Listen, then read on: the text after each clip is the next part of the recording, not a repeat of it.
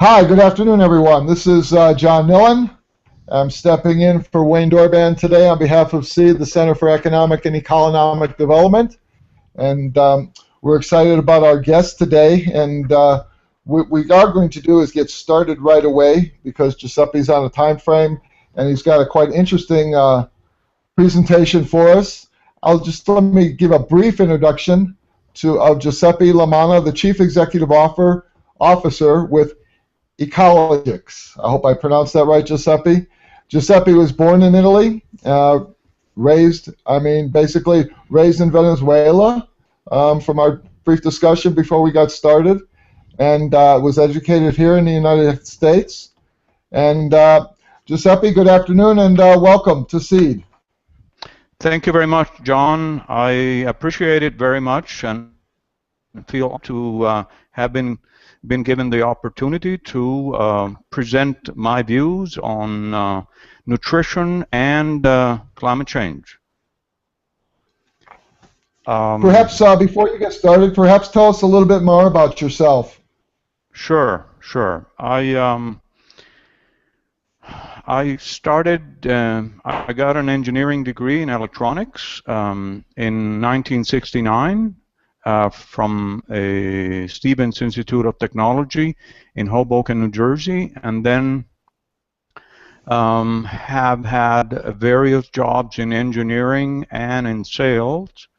In 1979, I formed my own company in Venezuela, representing several divisions of Emerson Electric, same field, instrumentation, field instrumentation for measurement and control. And I did that for a number of years until I decided that helping the oil industry was not a good idea for me.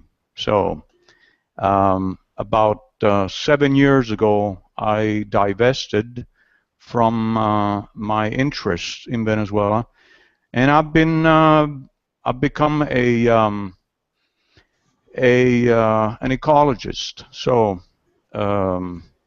since I had started on a whole foods plant-based diet 30 years ago, actually to last month, I found that the two are interconnected. In other words, what we eat not only affects our mental and physical health, but it does the earth as well.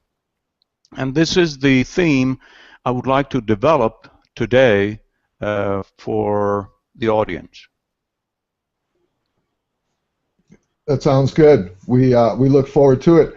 And I was just going to mention, maybe before you get started, and I'll try not to interrupt you again, and that is maybe if someone who's listening in or watching would perhaps just enter something in on the chat box that so we know that Giuseppe's being heard well and I'm being heard well, and we've got good connection. So if someone could just jot down a little note and send it in, that'd be great. So Giuseppe, why don't you continue on, and we look forward to hearing it. Thank you. Second slide, please.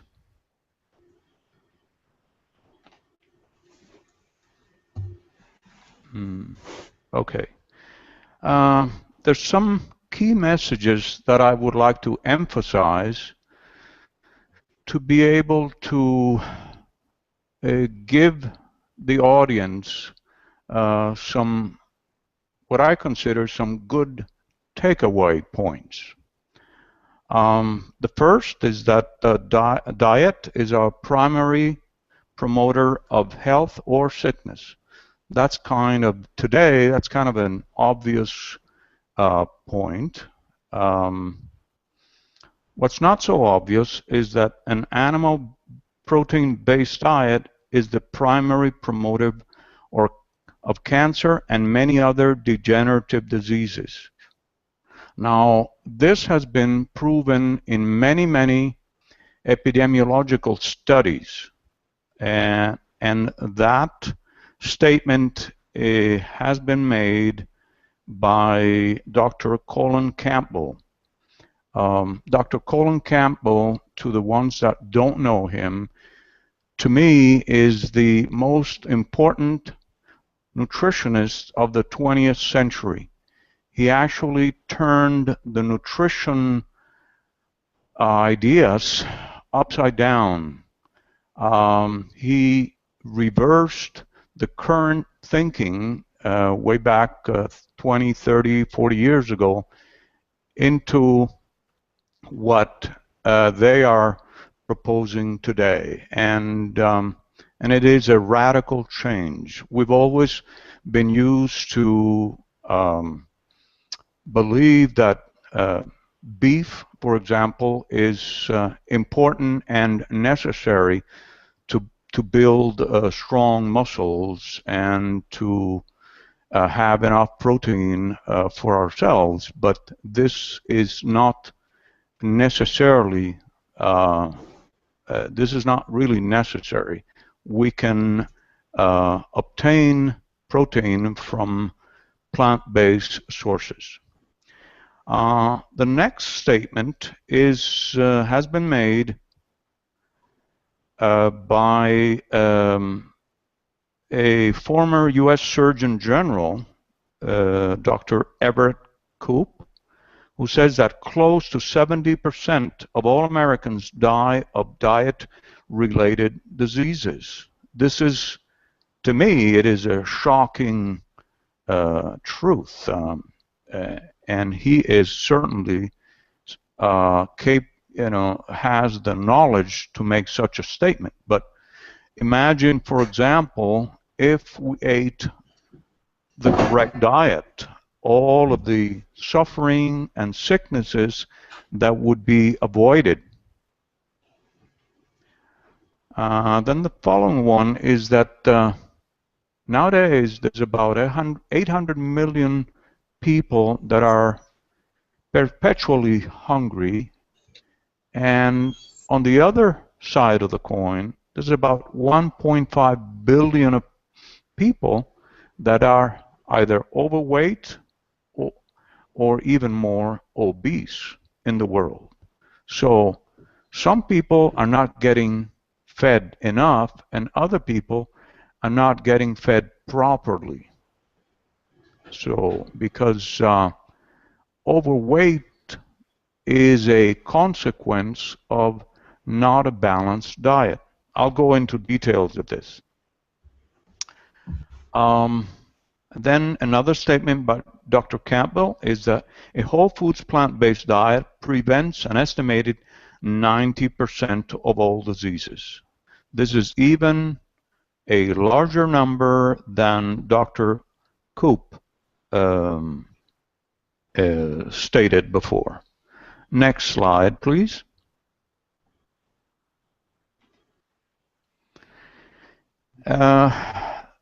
The first point here is that I got this information from the Centers of Medicare and Medicaid systems. The U.S. spends about 2.8 trillion, and I emphasize the word trillion, on national health expenditures. This is a huge number by any way of measuring it, huge number. That could be decreased tremendously if we had a better, more balanced diet. Then looking at the planet-wide perspective is that in the U.S., about 73% of all the calories grown are grown for feed and fuel. Feed of animals and fuel for cars. So really for direct human consumption, there's only 27% grown. Next is, if we go on a worldwide basis, about 45% of the calories grown are grown for feed and fuel. Another point is that half of the world's topsoil has been lost during the last 150 years. And then a statement by two ecologists from the World Bank is that if we take the livestock complete life cycle in consideration, this accounts for more than 51% of the total of the greenhouse gases generated in the world. This is again an outstanding number. You know, I would almost say it's an incredible number, but I will try to explain how they got to that number. Next slide, please. Dr. Campbell started his career after he got his medical degree in the Philippines doing a study of children that had liver cancer. And he found that the two fundamental causes of liver cancer in children were, one, aflatoxin. Now, aflatoxin is a toxin derived from the yeast that covers peanuts and corn. According to doctors specializing in cancer, aflatoxin is the most powerful toxin in the world. And the other determining factor was animal protein. The more animal protein the children ate, the more likely they were to get liver cancer. In other words, the higher income classes children had more liver cancer than the lower income classes children. So this was a first wake-up call for Campbell, who had grown in a farm, I believe in Ohio, because he was used to having eggs and bacon for breakfast, a glass of milk, and so on. So this started to change, or at least modify somewhat, his belief in animal protein as a fundamental way of getting protein. Then he followed this study with a study using mice in the laboratory, and he found also that aflatoxin and casein, the dairy protein, were the two determining factors of cancer, liver cancer in mice. Next slide, please. Here is a graph of how the mice behaved with the dairy protein and aflatoxin. The green group of mice, which is just exactly 1/2 of the total group, were fed a 5% of dairy protein, while the red group of mice were fed a 20% daily protein. They were both fed the same high amounts of aflatoxin. And you can see on the bottom, as the weeks pass by, 3 weeks, 6, I'm sorry, that's a mistake. There should not be a 4, but rather a 9 there. At 12 and 15 weeks, the green group had no development of cancer clusters in their liver, while the red group had continually increasing clusters of liver cancers. So the next step, next slide please, the next step was, okay, let's take the red group of mice and feed them alternatively a 5% and 20% dairy protein diet, and let's see what happens. So in the first column, the one that's on top of the number 18, you can see that they reduce from 20% dairy protein to 5, and look what happens up on top of 21. The cancer clusters decrease tremendously. So then they changed again from 5% to 20% for another 3 weeks, and the cancer clusters went up again to the same level that they were before.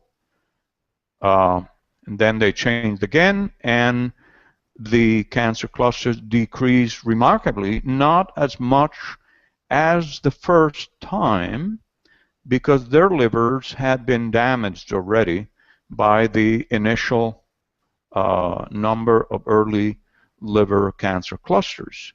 And then again, they went up, they increased the protein intake, and up again to a high amount of cancer clusters.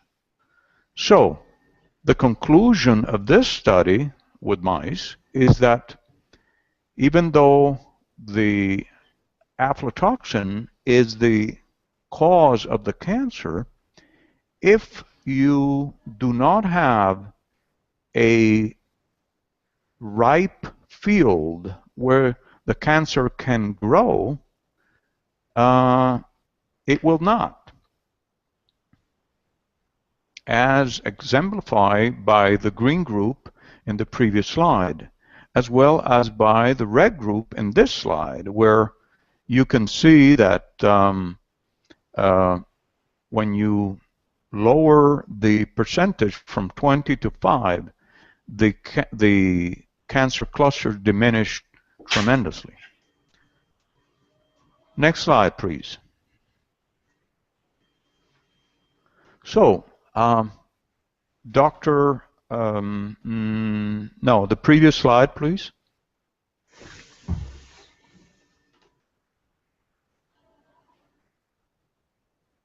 Okay, next. Next, please. Okay, yeah. So what Dr. Campbell needed now was, I mean, he had done research with mice. Now he needed to test his theory in people. So he was lucky that in China they did a cancer atlas. That is, they took about 800 million people and charted where were the cancer deaths in China and what type and how many were happening in China. And he found this a perfect base for him to carry his study.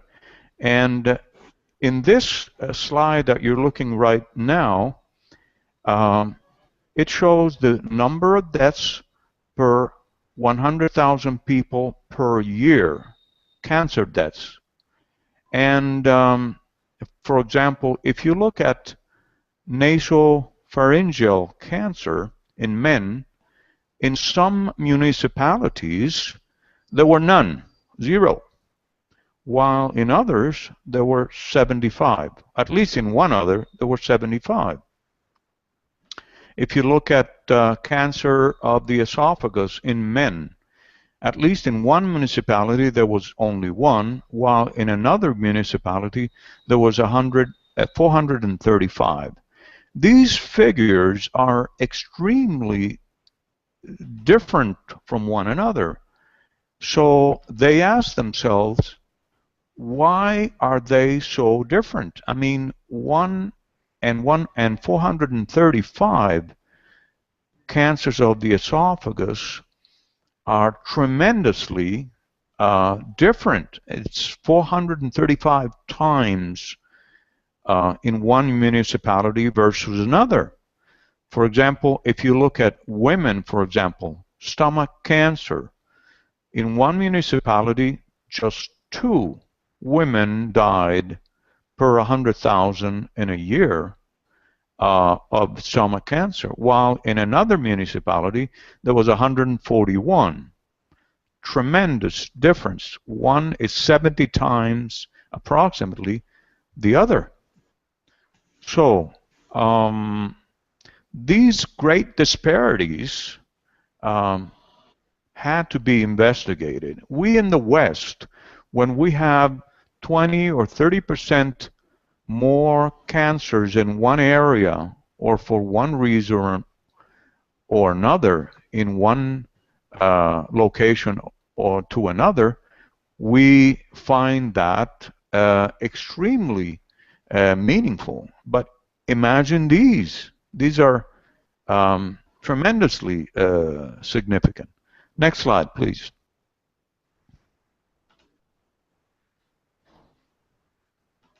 So what they decided, Dr. Campbell, that was at Cornell University at the time, and decided to do a study. So he got together with the Chinese Academy of Preventive Medicine, with Oxford University, and the three of them, 3 organizations, made the study. And the study, they took 65 municipalities, 6,500 people, half men, half women, ages 35 to 64, and they studied a huge amount of variables, 367 variables. So this is a very, very complete study, and it was carried on for years. And they derived about 8,000 statistically significant associations from diet, lifestyle, and sicknesses or pathologies. If you go to you can find this study in Cornell University or Oxford or at the Chinese Academy of Preventive Medicine. I will just show the some excerpts from it. Next slide, please.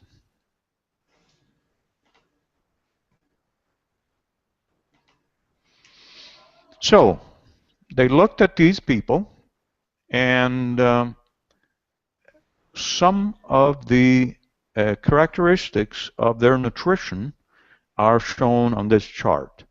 First of all, compared to the US at the time, which is the early 80s, they were taking in a lot more calories, about 30% higher number of calories per day.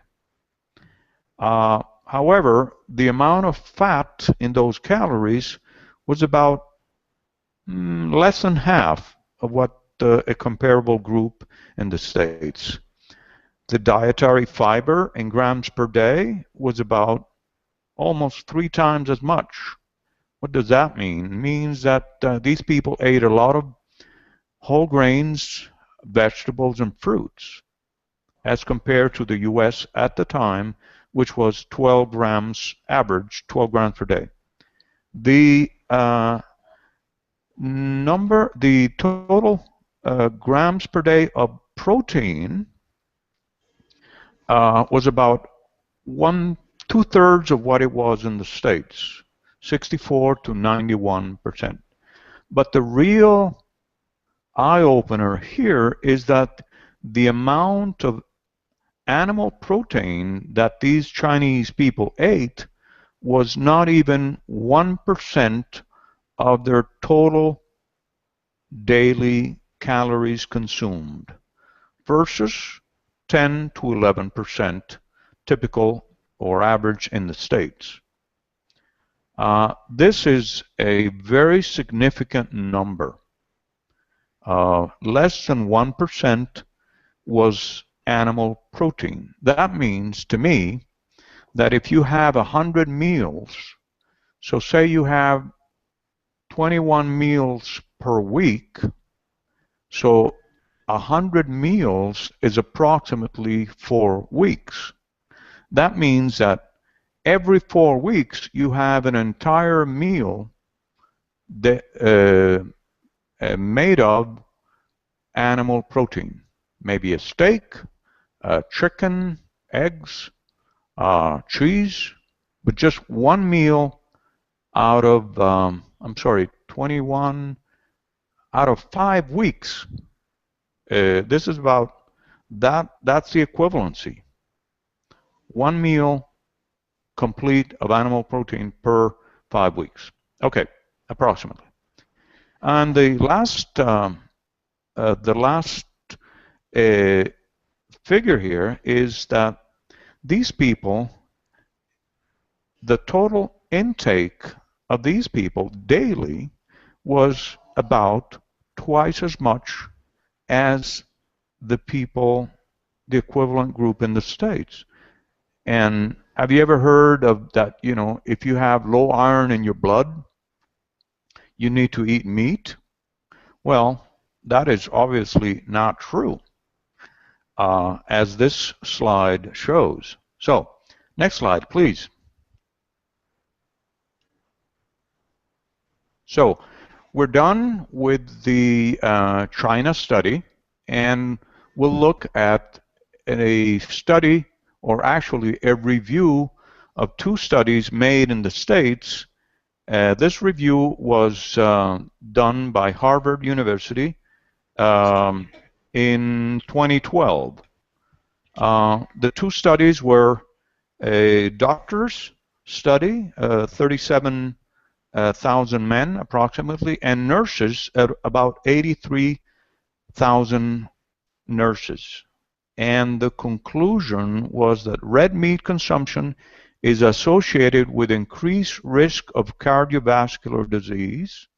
So it increases your risk of getting this disease, but is associated with cancer mortality. There's no increased risk. This is cancer mortality. So that's another study that points to animal protein consumption and its effects on the human body. Next, please. I would like to then give you other examples of other epidemiological studies that are related to this. We'll start with the next slide with nutrition and breast cancer in women. Next slide, please.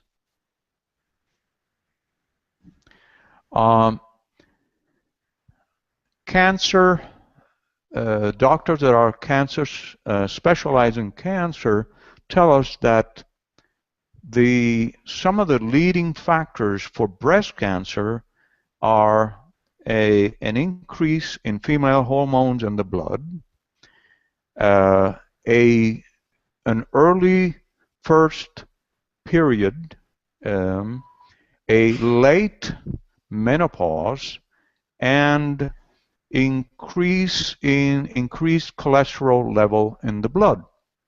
And this is exactly what an animal protein rich diet and refined carbohydrates produce. Currently, in countries, well, basically any country that is first world, developed countries, girls are getting their first period when they're about 11, 12, maybe even 10 years old. While in countries that are not developed and do not have such a diet, animal protein rich diet and refined carbohydrates, they're typically 16 to 18 years old. So there's a marked difference in there. Next slide, please.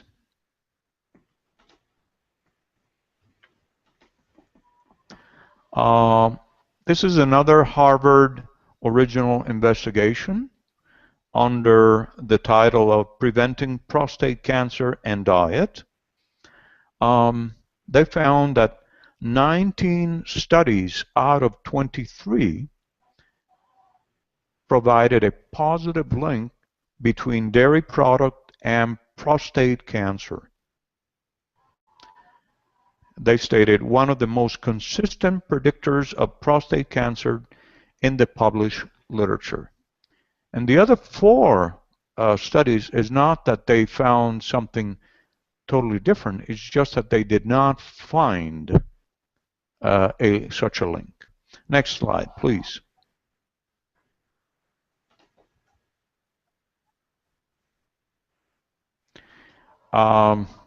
This is a study of various countries, incidence of cancer in women, colorectal cancer.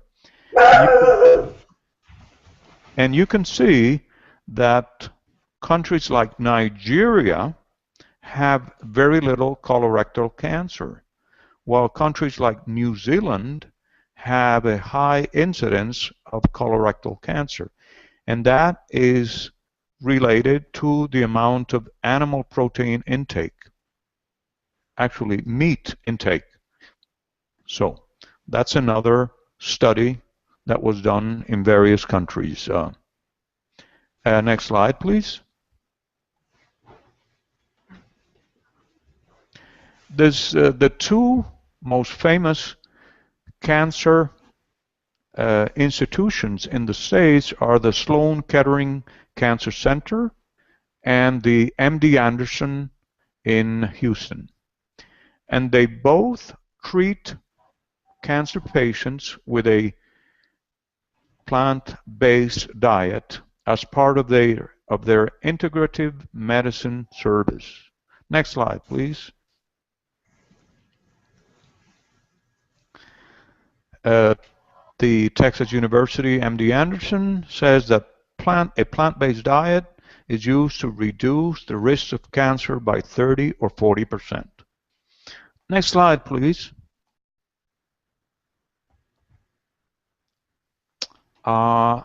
This is heart attacks in men in 20 countries. As you see, the percent, as the percent of animal protein intake increases, so do the number of deaths per 100,000 people due to heart attacks.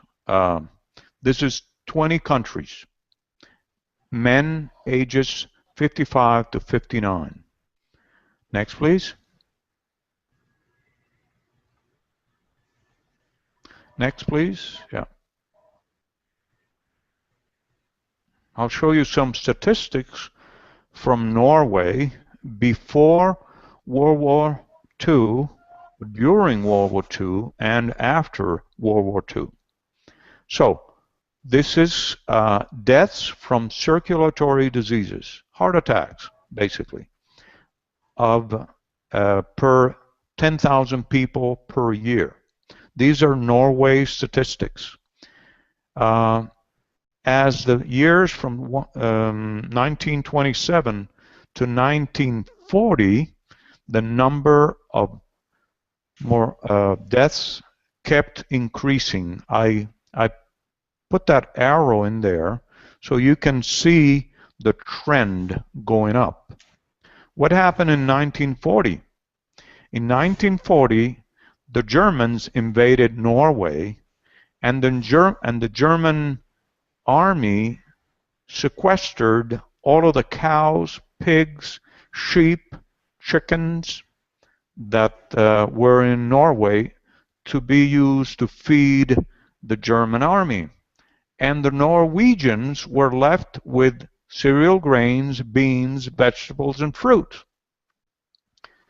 So from 1940 until the end of World War II in 1945, the Norwegians had this diet.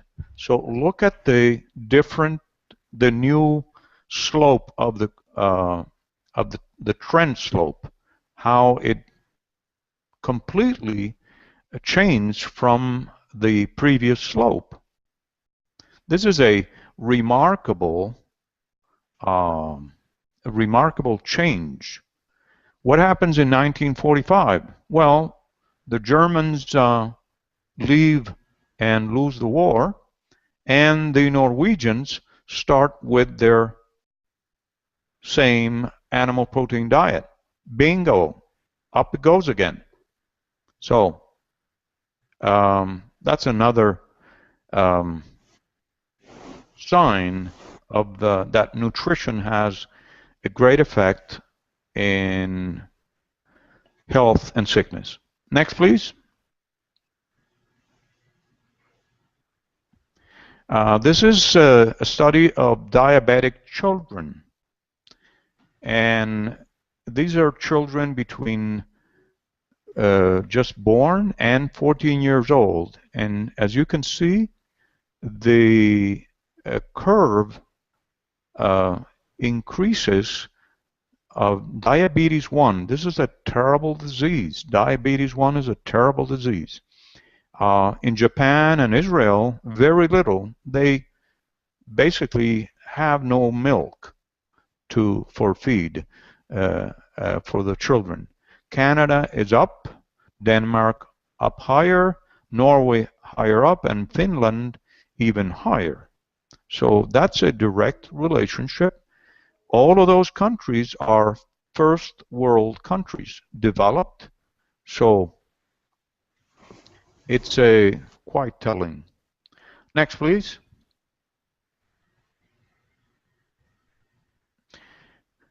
Now, the University of Kentucky did a study on diabetics. They took 50 diabetics, 25 with diabetes 1, type 1, and 25 with diabetes 2. What they fed these people just for 3 weeks, very short time. They gave them a diet in high whole grain cereals, plus vegetables, plus 1 serving of cold meat per day. The 25 patients with diabetes 1 had an improvement in insulin reduction by 40%. Their sugar levels improved dramatically, and cholesterol reduction by 30%. The 25 patients of type 2 diabetes had a remarkable 24 out of 25 were able to completely discontinue insulin treatment. This is amazing. Just 3 weeks with a change of diet that could have this effect on diabetic patients, type 2 diabetic patients. Next slide, please. This is not an experiment. This slide is not an experiment, but it's simply the observations by the researchers in China and in the countries of the West. In China, in the 80s, there were no overweight people in rural China. However, Chinese immigrants to Western countries, they succumb to obesity. So it's not something related to the Chinese people that they don't belong, they don't become fat or overweight. It is simply the diet. Next, please. So I took Dr. Campbell's statement that 90% of all diseases are diet related and put it into the shape of a tree. And my idea is that the trunk of the tree is bad nutrition, you know, and that cardiovascular, obesity, diabetes, cancer, and a whole slew of other diseases are related to diet.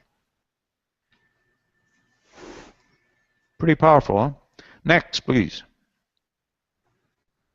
So in other words, what we should be treating is nutrition, not the effects of nutrition.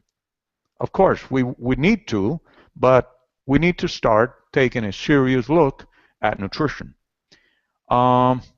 These are some of the world-class vegan athletes, because there's a prevalent idea that if you are a vegan, you're a weakling. A weakling.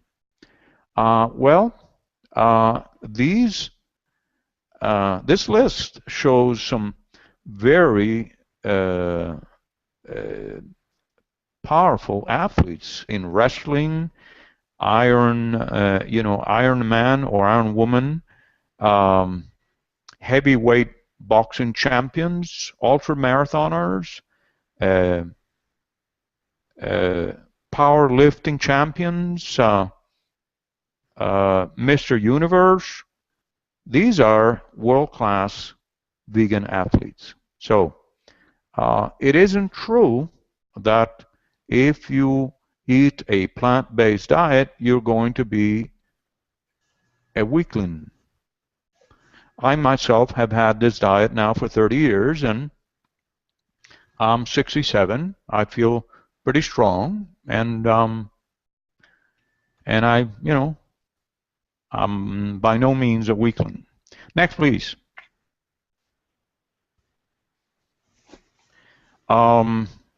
This is what I call world-class vegan athletes. The athletes has to be, end quote.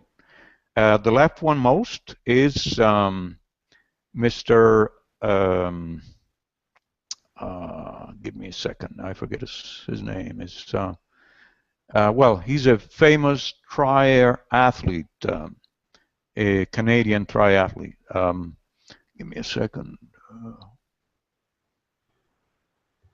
Excuse me, I cannot recall his name. Anyway, the center one is, of course, Dr. Einstein. He was a mind athlete. And on the right is a beautiful, young, 74-year-old lady who is a vegan as well. So that, to me, is quite telling. Next, please. So, my proposal in this, and your takeaway, forget about meat, beef, chicken, cheese, milk, white bread, or refined rice, or refined anything, and switch to brown rice and the other cereal grains, vegetables, beans, fruits, and nuts and seeds. Next slide, please.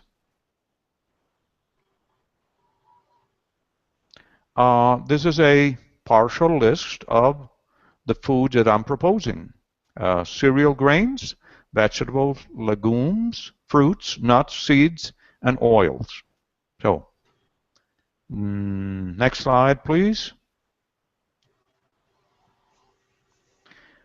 So, based on these epidemiological studies, Dr. Campbell states that a whole foods plant diet, well, you can read it yourself, prevents 95% of all cancers, including those, quote unquote, caused by environmental toxins.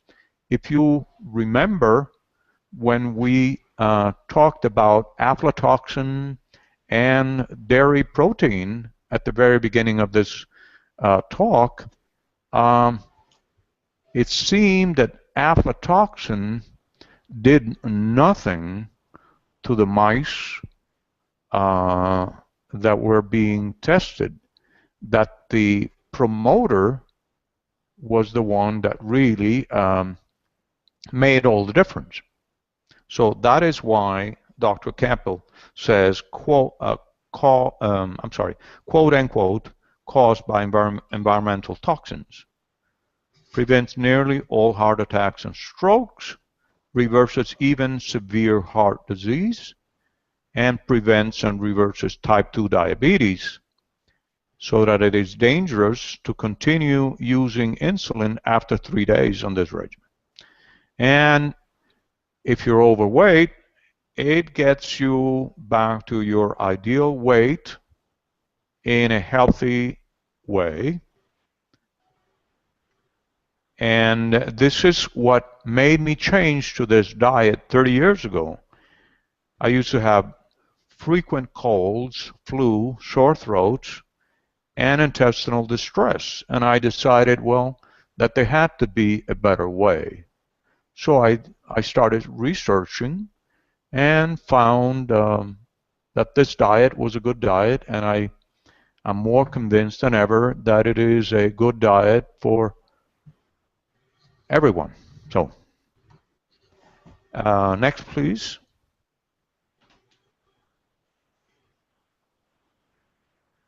Okay. This is just restating the first or second slide is how the U.S. healthcare budget is impinged with the expenditure of $2.8 trillion. Next slide, please.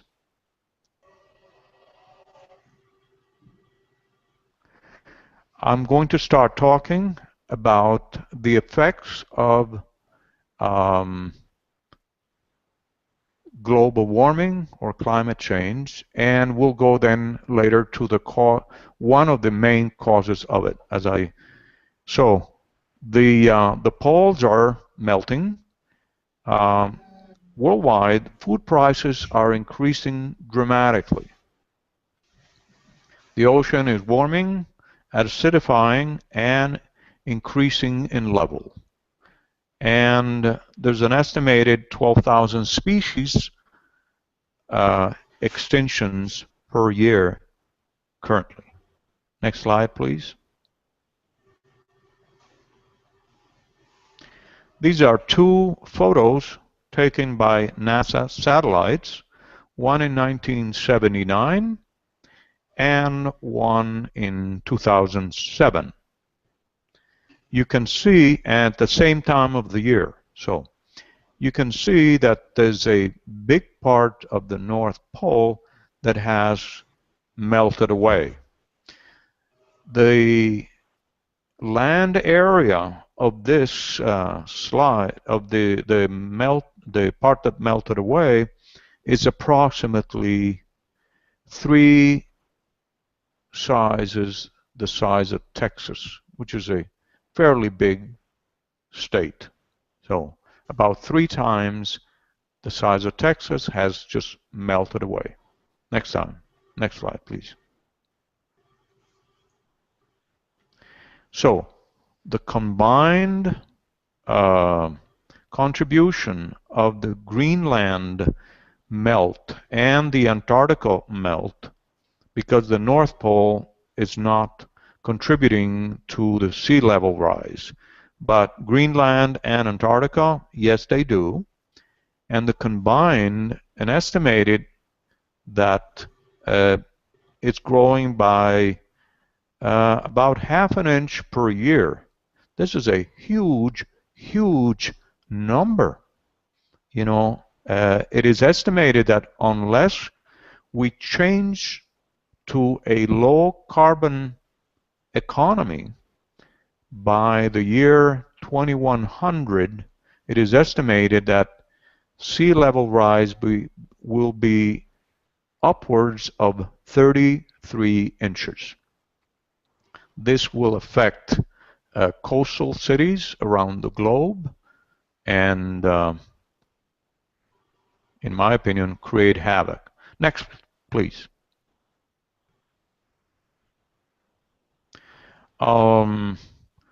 There's droughts, much more frequent droughts. This is Africa and China, Africa and 2010 and China in 2011. Next, please.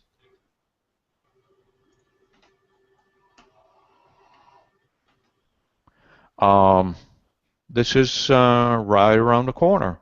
Texas 2012, big drought. So these droughts are pushing food prices up. Next, please.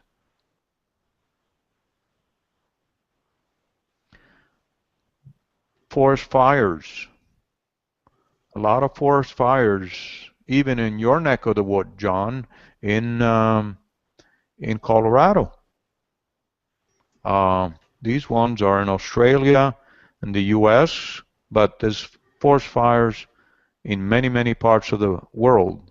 And why do they happen? Well, as the temperature rises, there's less humidity in close to the ground. Droughts dry the vegetation, and fires can start easier. Next, please. It's another photo of Texas. Next, please.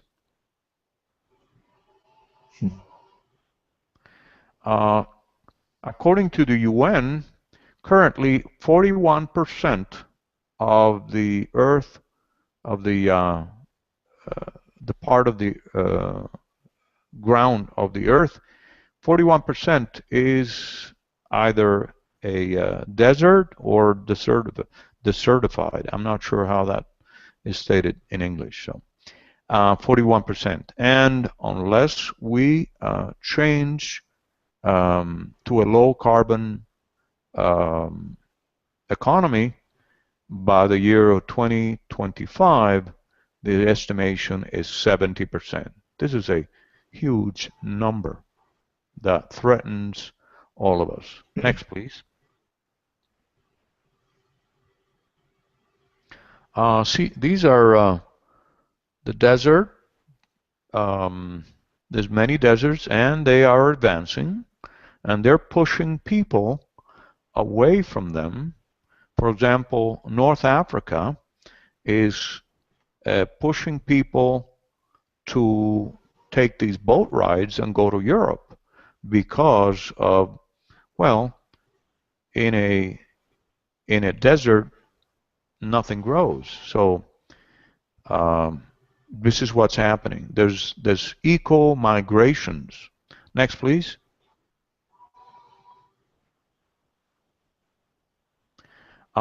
This is just a map of India where there's been eco-migrations in several places because of dry weather. If people cannot grow food for their sustenance, what are they going to do? One of the reasons for what is called the Arab Spring last year and this year has been high food prices on one hand and lack of ability to grow food in another.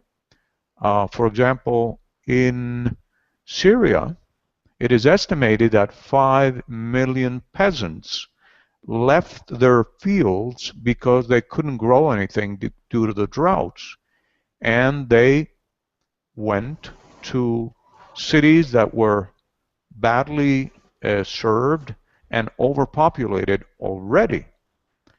And that created a breathing ground of dissatisfaction and these wars that are happening there right now. So there's even environmental causes to the current Middle East wars. Next, please.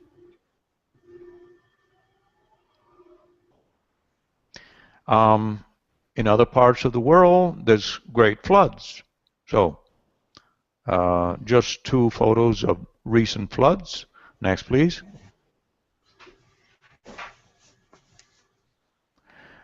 This is a graph. It's a little old right now. It is up to 2011, but it shows how little by little the damage, the cost in billions of US dollars due to weather disasters is increasing.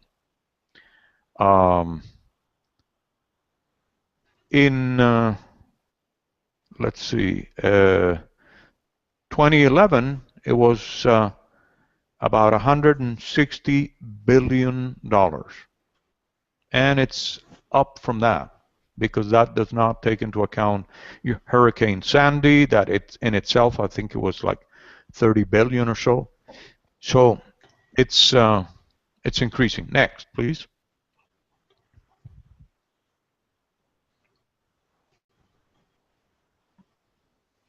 So what's happening when you have more carbon dioxide in the air, and that is in contact with water?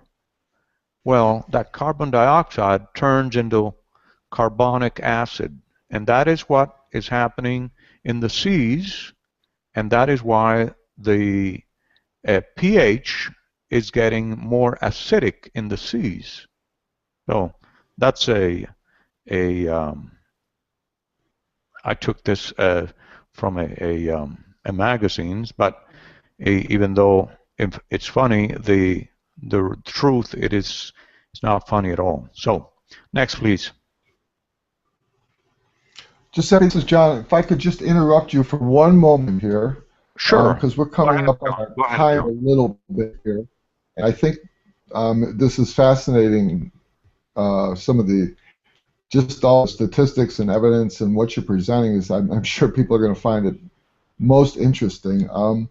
We did have a question from someone. If I could interrupt you a bit, we may have to make, hopefully we can invite you back to, I see you still have quite a few slides to go through, and we would love maybe to have you come back again for an hour if you could ever spare the time, because we are coming up on our hour here. But Teresa, one of our listeners, was wondering if we could go back to what you were talking about with diet. And she had a question, all the results that you were speaking of, and, the cancer-causing effects of some of the foods that we eat. Do you think, and what effect do you think what the livestock is being fed has to do on that? According to Dr. Campbell, there is no measurable effect, whether the livestock is fed corn and soy, or is how do you call it, at pasture. Yeah. So naturally grain, just grass-fed. Mm-hmm. Yeah, grass-fed, right. Mm-hmm. And then another question. And I'll be glad to come back for the other half of the presentation, because it's a very long presentation. I realize that, so I'll be glad to come back. Sure. Well, that would be wonderful. Another question that I had, just from a personal, question, and that was, why is it, do you think, and I know they talk about our diet, especially here in America, and I lived in China for a while, and I saw the basic diet that they eat in China, but here in America, it seems like while the American Medical Association tries to talk about it, I don't think they emphasize it enough. And wondering why do you think that is, that we don't, our diet is not spoken about, with all these statistics? I'm going to be very blunt here, okay? Please be. I feel, this is what I observe in the whole medical profession, whether it be in the States, in Europe, in South America. I don't know about Asia, okay? What I feel is that the whole medical profession, if you look at it from a Western point of view, is based on a fundamental flaw. And I'll explain what I mean. To me, the fundamental flaw is that people only go to the doctor when they feel sick. And the doctor, receives the patient and has to somehow cure him. But so that's the objective truth. You only go to see the doctor when you're sick, and the doctor, receives you, and he's supposed to fix you up. Okay. Well, I have a parallel to us not changing the oil in our car until the engine breaks. So the fundamental flaw that I find with Western medicine, with the Western medicine system, is that if the doctor and the patient work together in attaining good health for the patient, the whole thing would be a lot simpler, easier, less painful, and less costly. But the whole Western medical system rests on a look at disease instead of looking at the person and trying to maintain his health. When I got into this diet that I've had for the past 30 years, I decided, well, why is the system, in my opinion, backwards? Why doesn't, for example, the patient and the doctor work together to keep the patient healthy? And as long as the patient is healthy, he pays the doctor. In other words, suppose that the patient is sick for 2 weeks a year.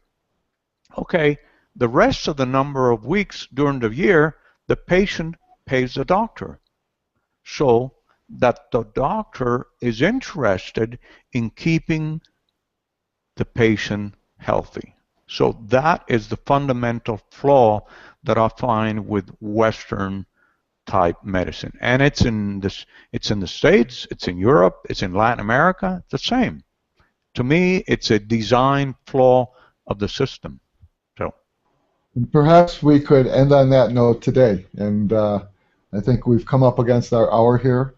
Okay. We cannot thank you enough for enlightening us and educating us on such a topic that we can see you're so passionate about, and obviously a lot more people should become a little bit more passionate about their diet. So we thank you, and I'm sure we will be in touch, and hopefully we can schedule you for another time to complete your slides. And we found it very, very, very interesting, and thank you again for your time. Thank you, John. I appreciate very much the opportunity you give me to present my views, and I will be ready to talk about the second part once we both decide a convenient time. Thank you.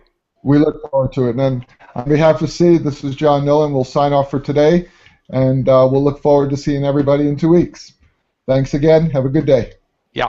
Thank you. Bye-bye. Bye-bye. Thank you, Giuseppe. Thank you. Bye-bye.